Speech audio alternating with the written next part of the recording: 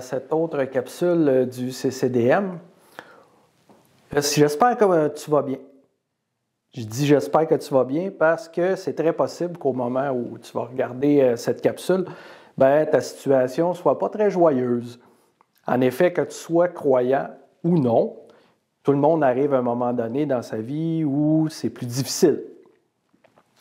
Nous allons tous arriver à un moment donné où une situation sera plus pénible à traverser et paraîtra peut-être même impossible à surmonter. Quand cela arrive, quand la tempête semble tout balayer ce qu'il y a de bon dans la vie, il faut un endroit où tu seras en sécurité. Et c'est pourquoi je te pose la question aujourd'hui, où est ton refuge? Plusieurs options s'offrent à toi et on va regarder quelques-unes ensemble. Alors, première option que nous allons regarder, c'est celle qui est, la plus populaire, dans le sens que les gens vont penser à cette option-là en partant. C'est l'option la plus accessible. C'est malheureusement une option dont les effets sont éphémères, sont de courte durée. Et je parle de la drogue et l'alcool. C'est des substances qui vont te permettre d'oublier tes soucis, tes épreuves, mais, comme j'ai dit tantôt, seulement pour une courte période. Tôt ou tard, les effets de joie, d'euphorie que ça va amener, ça va disparaître, ça va finir par arrêter et on va revenir au point de départ, devoir faire face à la vie puis aux épreuves qui ne seront pas parties, qui ne seront pas disparues. Malheureusement, certaines personnes se sentent incapables de faire face à la vie et deviennent dépendants de certaines drogues ou de l'alcool à un point où leur vie peut même en être détruite. Mais heureusement pour toi, je connais un refuge qui durera éternellement et qui, au lieu de détruire par sa dépendance, va te reconstruire par sa délivrance. Deuxième option, un refuge qui arrive d'une façon plus subtile, je dirais, de fuir la réalité, c'est dans le travail et dans l'argent. En effet, certaines personnes ont tellement le mal de vivre qu'ils vont vouloir passer la majeure partie de leur temps à travailler, des fois même avoir plus qu'un emploi, ils peuvent avoir 2, 3 emplois, amasser de l'argent, pour s'acheter des choses luxueuses, tout ça. Mais cependant, comme le dit le vieux dicton, l'argent ne fait pas le bonheur.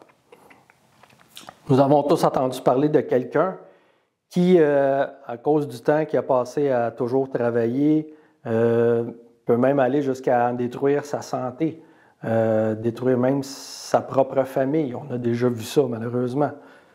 Ou encore certaines personnes qui espèrent trouver le bonheur, ils se réfugient dans leur richesse, la belle maison, la belle voiture, les voyages un peu partout dans le monde, mais en bout de ligne, ça n'enlève pas l'existence des épreuves et ces personnes-là vont en vivre pareil.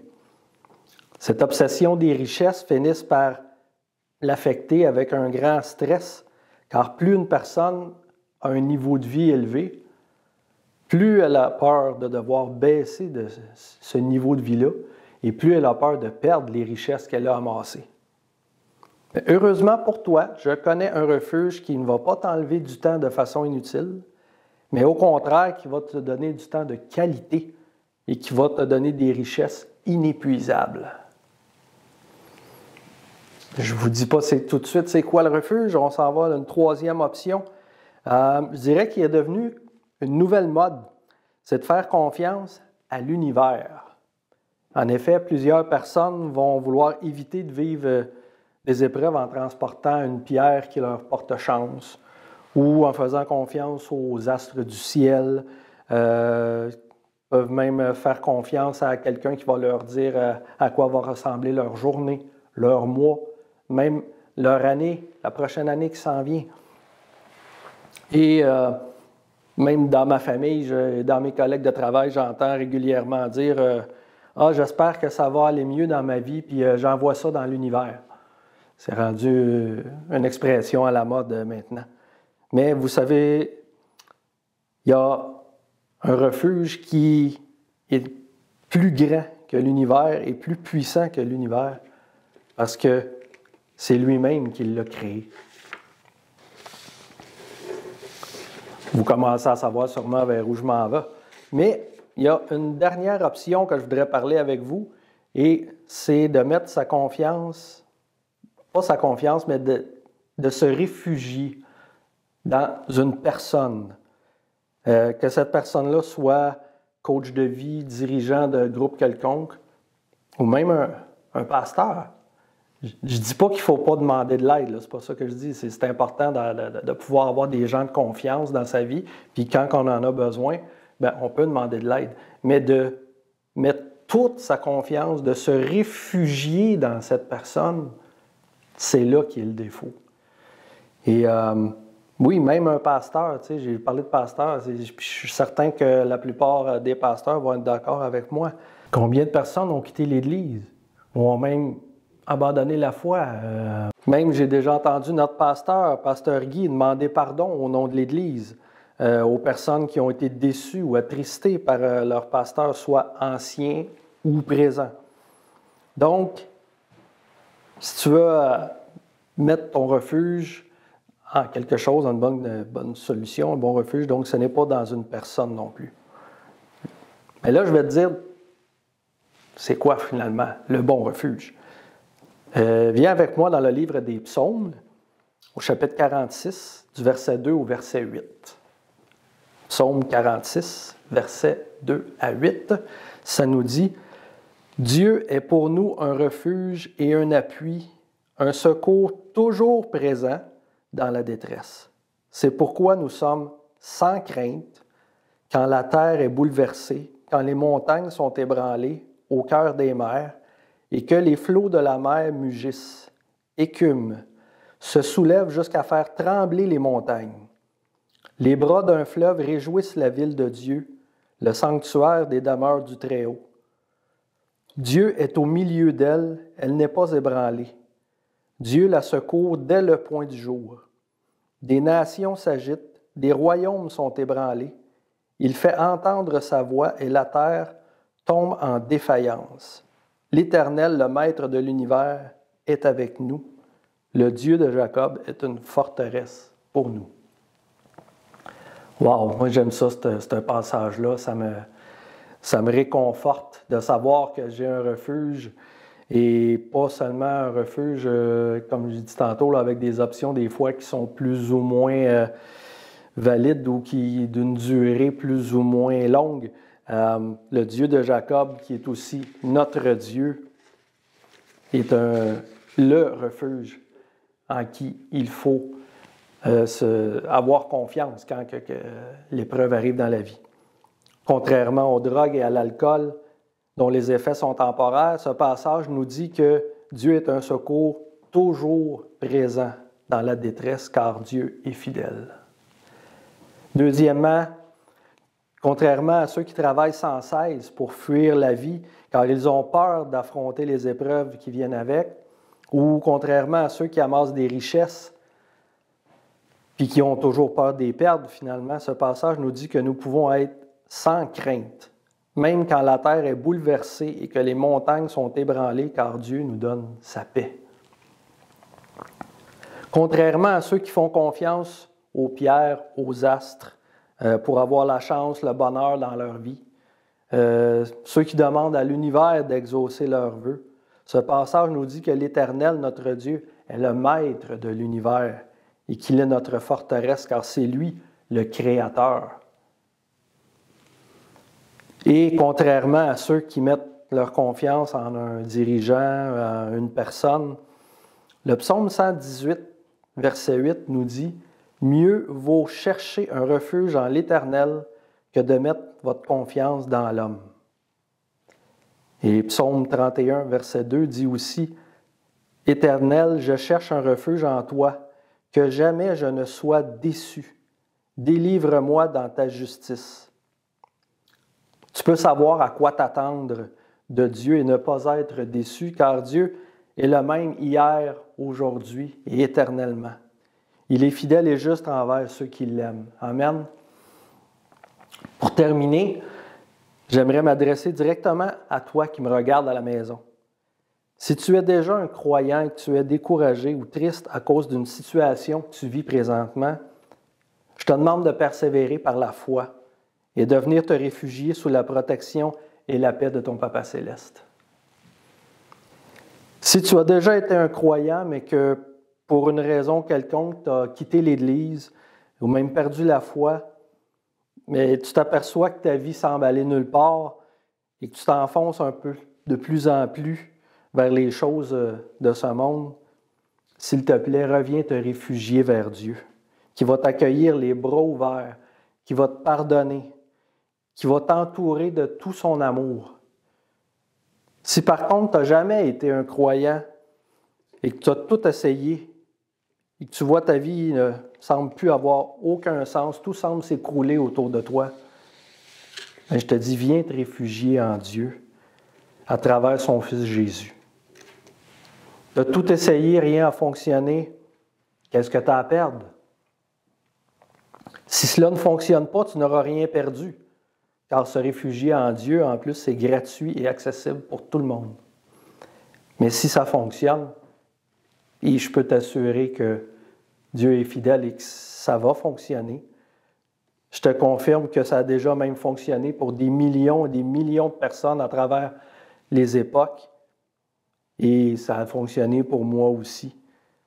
Le seul refuge qui en vaut la peine pour le restant de toute ta vie sur terre, et même après, dans les cieux. En terminant, tu peux peut-être te sentir indigne de venir te réfugier en Dieu à cause de peut-être tes nombreux péchés du passé. Eh bien, je vais te laisser sur un verset, le psaume 34, le verset 23. Psaume 34, verset 23, qui nous dit « L'Éternel rachète l'âme de ses serviteurs, et tous ceux qui cherchent refuge en lui échappent à la condamnation. » Alors, s'il te plaît, enlève toutes ces idées-là que tu n'es pas digne, que Dieu il va trouver que ton passé est trop grave, tu ne peux plus revenir vers lui parce qu'il ne t'acceptera pas. La parole, ce n'est pas ça qu'il dit. Et Dieu est fidèle à sa parole. Il est clairement dit que tous ceux qui cherchent refuge en lui vont échapper à la condamnation et qu'il va racheter ton âme. Ça, c'est important. On ne peut pas le faire par nous-mêmes, il y a seulement Dieu qui peut le faire et c'est le seul refuge qui en vaut la peine. Alors, Jésus a déjà payé le prix pour tous tes péchés, pour nos péchés. Viens à lui te réfugier dans ses bras d'amour. Amen. Alors, on va écouter un chant et je te dis, je te laisse là-dessus. Réfléchis, prie là-dessus et puis à la prochaine.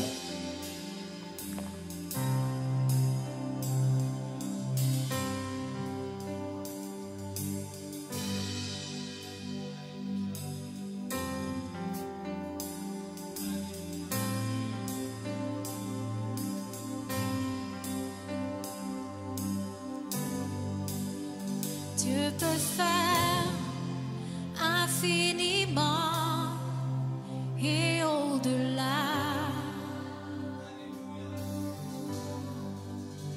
plus que tout ce que nous demandons ou imaginons. Laisse la présence de Dieu te toucher ce matin. Ses promesses, oui et amen, se réalisent. Sa parole, toujours sûre et certaine, s'accomplira.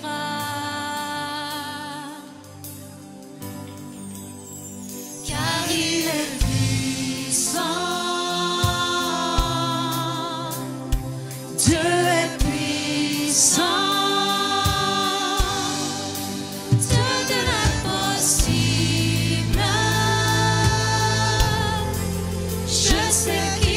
Tout accomplir, il est sans limite.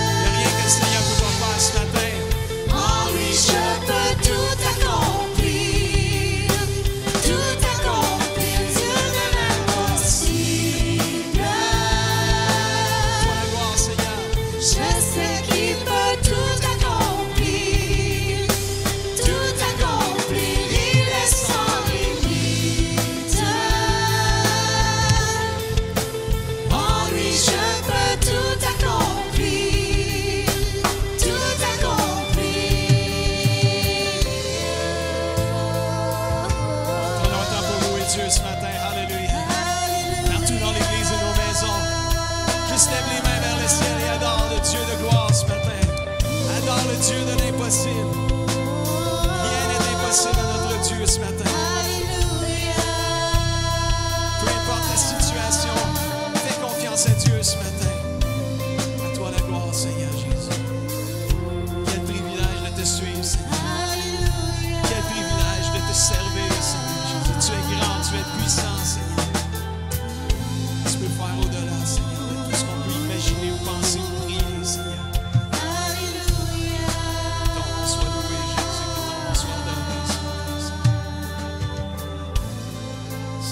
Par la louange, Seigneur Jésus, brise les chaînes, Seigneur. Par la louange, Seigneur Jésus, guéris les malades, délivre les prisonniers, Seigneur. Par la louange, Seigneur Jésus, manifeste ta présence, Seigneur Jésus. Accorde une paix surnaturelle, Seigneur, au milieu, Seigneur, du chaos, Seigneur. Accorde une paix surnaturelle au milieu, Seigneur Jésus, des épreuves, Seigneur. Au nom de Jésus. Reçois la louange de l'Église ce matin. Reçois la louange de tes enfants, Seigneur. Reçois, Seigneur Jésus, les sentiments de notre cœur, Seigneur Jésus. À toi la gloire, Jésus. Jésus est puissant ce matin. Jésus est puissant parmi nous, Seigneur. Seigneur Jésus, tu es le même. Tu restes le même. Tu es toujours le même, Seigneur.